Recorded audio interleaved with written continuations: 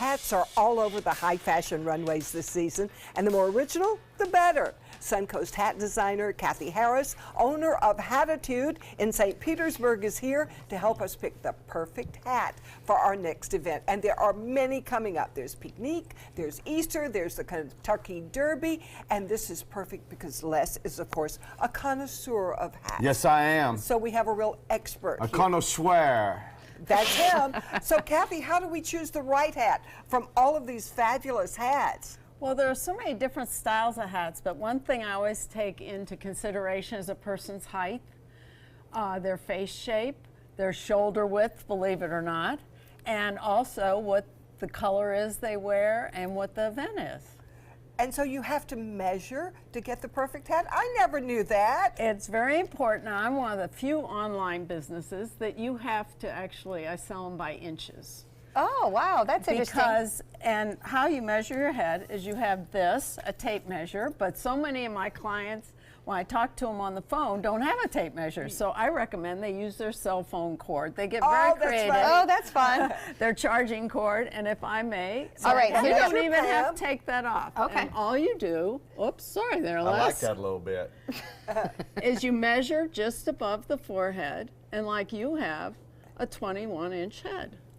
Now So you know. If you Now I know. are ordering a hat, you order a 21-inch size. Oh, my Okay. goodness. The other thing that's important when once you have your hat is wearing it properly.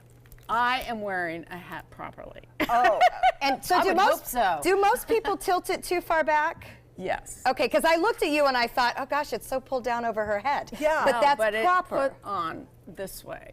Les, may I use your head a moment? Of course you may. I was so hoping you would ask. Turn around, please. Okay. Putting a hat on, you do it from front to back. You always Okay. put it on, this is a little large for him, from front to back. You Okay. never put it on from the back and that's pull the it way we forward. all do it, Yes. isn't it?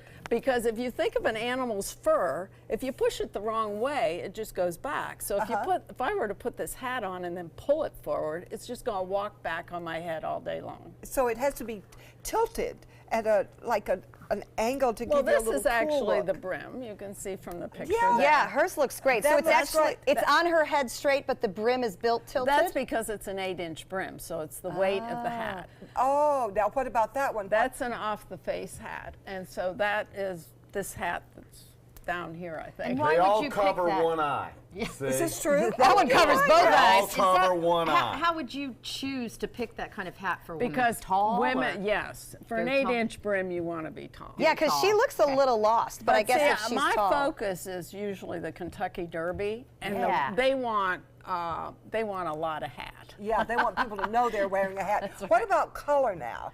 Color, I always ask people, you know, they'll send me pictures of their outfit, but it's also important what color looks good next to your face. Okay. You know, obviously, you all being in the profession of television, broadcasting, you know what colors you look good in. Right. So if you look good in, say, purple or bright colors, then you're going to wear brighter colors. So does it have to match your dress? Usually women like that. Okay. And I can custom trim the hats, so Oh, they there do we go. match your dress. So men, they don't have to match. Their hats are more Superfly. general, right? I don't know. I don't think tilting it helps too much, Les. And that was the hat that I just stuck a flower on. So it was.